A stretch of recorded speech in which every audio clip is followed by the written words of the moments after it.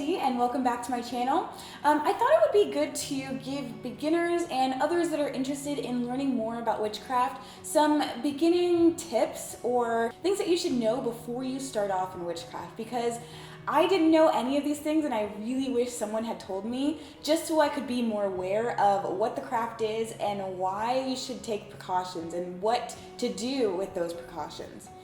So first and foremost, I think it's really important to understand that the craft is very dangerous. Witchcraft is extremely dangerous if you don't know what you're doing. And it can also be dangerous if you do know what you're doing. If you don't understand what a spell means, if you don't know the proper terminology or anything that really truly goes into a spell, like if you need a candle or if you need something else, if a spell is in a different language and you don't understand it, do not do that spell. Understand that this can be extremely dangerous. If you use a certain symbol and you don't know what it means, if you haven't cross-referenced your information and you think something means one thing, but it turns out it means something completely different, this is so incredibly dangerous that you could honestly hurt yourself and someone else. So you have to be very, very careful with the craft and understand every facet of what you're doing in order to do it right and in order to do it to a point where it's not going to hurt anyone or yourself.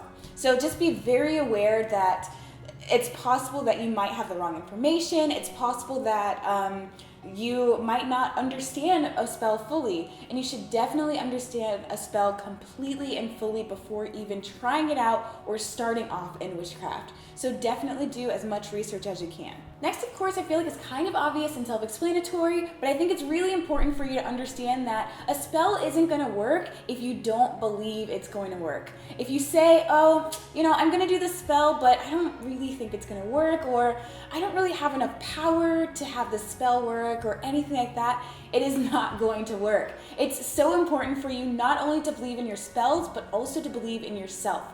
Because there was a point where I didn't believe in myself for a good couple of months to a year, and my spells were not working. And I was like, why the fuck are my spells not working? It's because I didn't believe in myself. And I guess I didn't believe that my spell would work because of it.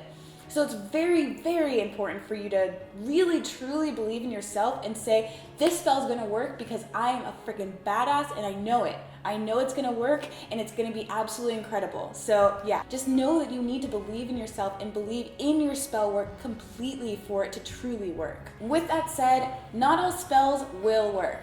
I have a lot of experience with this actually. Even spells that you've done in the past, which have worked completely for you, they may not work. Possibly because maybe you're doing too many spells at once. Maybe there's some sort of energy that's blocking you from being able to do the spell. Maybe you don't believe in yourself. There's a lot of reasons that spells don't work, but it's also the fact that they're not working is something that you need to pay attention to and kind of find a reason for it not working. Maybe the universe has something else in store for you. Maybe you didn't do it right at the right time. Or maybe there's some planet that's in retrograde that's keeping you from being able to do this spell properly. You have to kind of be aware of these things and also jot them down so that just in case, one time your spell worked and it was proper alignment for everything in the skies and everything in your life, but now it's not working because you're kind of down and out, or maybe Mercury's in retrograde or something like that. So there are a lot of reasons that spells don't work, and you kind of just have to pinpoint those times and just make sure you're aware of them as well. And of course, spells aren't always going to work the exact way that you want them to. Most often, they don't work the way you want them to ever. They'll definitely work eventually, but a lot of the times it's just like, oh my God, I did not expect this spell to work this way. So yeah, if its spell works differently than you expect it to, of course, write it down because that's really important information to know. And also, do not perform spells on anyone without their knowledge. That's another way for a spell to either not work or backfire. People have psychic defenses. So if your spell ends up being a really, really good and actually working, it could totally bounce off that person and hit you and kind of fuck up something in your system. So just be very careful. Not only is it immoral, it also can be very dangerous. You don't want to do something behind someone's back for them, just in case you know, maybe they didn't want that for themselves. Just because you want something doesn't mean someone else could want something. So you definitely have to have their permission fully and help them understand what you're doing in order for you to be able to perform that spell for someone. I performed a spell for someone to help them out, to like, you know, just do something very good for them. But it completely backfired on me because they had a psychic defense, and I got hurt from it because something in them was saying, no, I don't want you to do this for me. I want to do it for myself. So you have to understand that, like, you know, there are varying energies that are helping people in different ways. And that energy might not want the energy that you're putting into it and trying to help out, because that could screw up what they're trying to do. So yeah, just be aware that these things can get really complicated, and because it's someone else involved and not just yourself, it can be dangerous if you try to do it without their permission. So definitely be aware of that. Stay tuned with other people. Be open with people who are, you know, willing to listen and willing to accept your help, because not everybody wants help from other people. So definitely be aware of that. Another thing is that witchcraft is not easy. It seems like it's something that just happens in a flash, something that's just like, oh, I can get anything that I want all the time, every time I want it. Yeah, no, it's not that easy. It takes years to hone your craft, and sometimes even after that, things don't work the way you expect them to or want them to or anything like that. I've been studying witchcraft for about around 10 years, and I'm still learning so much more. I'm still learning from teaching and learning from reading and everything. And it's important to not only experiment and practice and try new things and get new supplies, but it's also really important to study. You have to study so much. I have hundreds of books on witchcraft that I study daily because I know it's important for me to not only read as much as I can and understand as much as I can, but cross-reference when I can, because something in one book might not actually be accurate. So it's really important to do that, which comes to my next thing, which is there's a lot of misinformation in witchcraft. There's a lot of people saying one thing is something and only giving you like one sentence, or only telling you one thing about it and saying this is everything you need to know.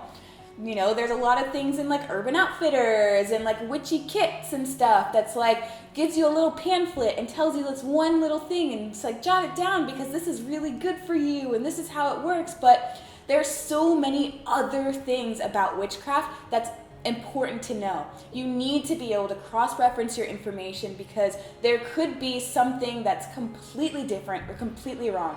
I've seen this in so many books, particularly in Llewellyn's books, because they seem to have so much information, and I want to be able to say, oh my god, this book is incredible, this is all I need, everything I need to know about this one subject, because that's what they advertise. But the problem is that when I look at these books, even as a beginner in some of them, and I cross-reference others, I'm noticing that the information is completely wrong.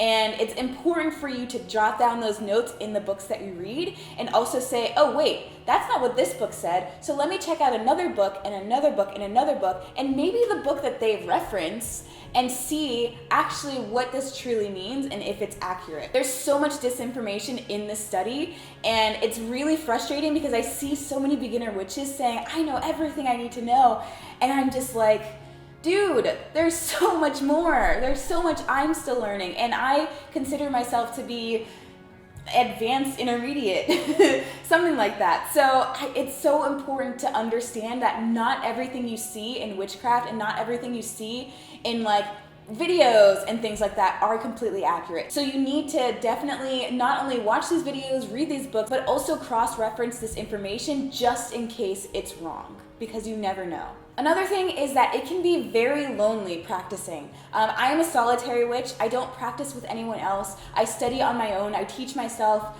through books, through videos, and things like that. I learn as much as I can, but it can be a very lonely thing studying witchcraft because not very many people are aware of it, not many people are understanding of it, and also not many people are interested in learning the same thing as you are. So even if you were to find other people interested in the craft, they might not have the same interests as you. Like in my 18 Witchcraft Specialties book, there are so many different specialties in witchcraft and so many things that you can hone in your craft that because one person is interested in witchcraft doesn't mean that they want to understand or learn the same thing as you. So for me, it has been difficult because I don't know anybody else that's interested in the subject of metaphysics and learning about ancient symbols as I am. So I'm pretty much learning all of this stuff on my own. Although I have you guys, it's kind of just like, okay, I'm doing all this stuff on my own. There are no schools for this. There are no specific subjects that I can study for schooling, so I have to do all of this on my own. And it is kind of one of those things where like, one day I want to be able to share this with other people and like teach other people and learn things from them and everything and like, you know, have a study buddy, but like I don't have that right now and it can be very lonely. So just be aware of that because you know, not everyone knows that. A lot of people think, oh my God, there's so many witches. I can learn so much from them. I can, you know, study with them and do all this stuff. But people are interested in different things and they might not be interested in the same things you are in witchcraft.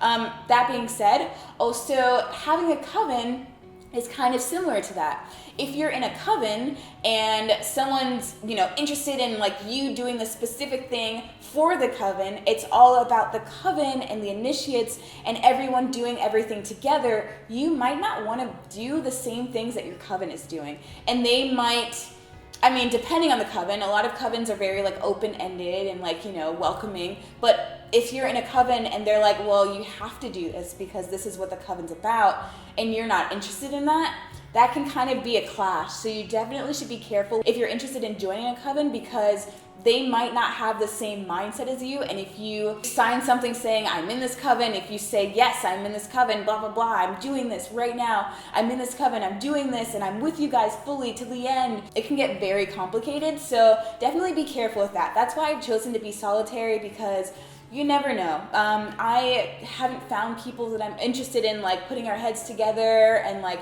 joining our forces or anything like that yet. So if you are interested in joining a coven, just keep that in mind. You never know the different types of energies, different things that people are interested in, different types of witchcraft that people are interested in. So just be careful when joining a coven. So the last thing I want to mention is I think something that people are aware of, but because we're in a new age and people are more open, not many people realize that there's still a weird dialogue going on with some people when it comes to witchcraft. Not everybody is open to being accepting of you as a witch or you as someone that's interested in learning witchcraft. I have come across a lot of people that are like, oh my God, that's so cool, you're a witch, that's awesome.